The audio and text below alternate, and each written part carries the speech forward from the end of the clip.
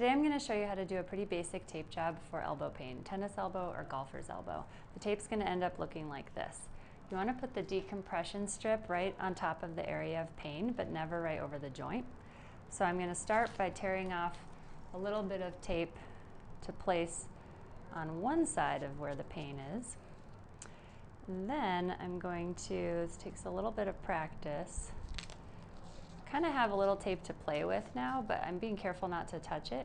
So you can pull it a little bit in the direction that makes the pain feel better. If it felt better for it to come this way to this way, you can do that as well. So we're just going to pull that a tiny bit, maybe 50% stretch, and then let the tail end come off without any stretch. We're going to rub that to help it adhere better.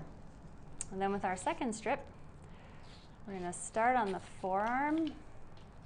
I want the elbow and wrist to be a little bit bent. If it's all the way straight when you start, you'll have trouble bending it later. And again, now we have a little bit of tape to work with. We're going to come right over, again, a tiny bit of stretch, maybe 25% of stretch.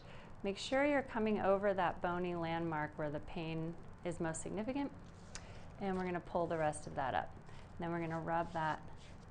And we're going to have full range of motion, a lot of compression, and a lot more comfortable on the elbow.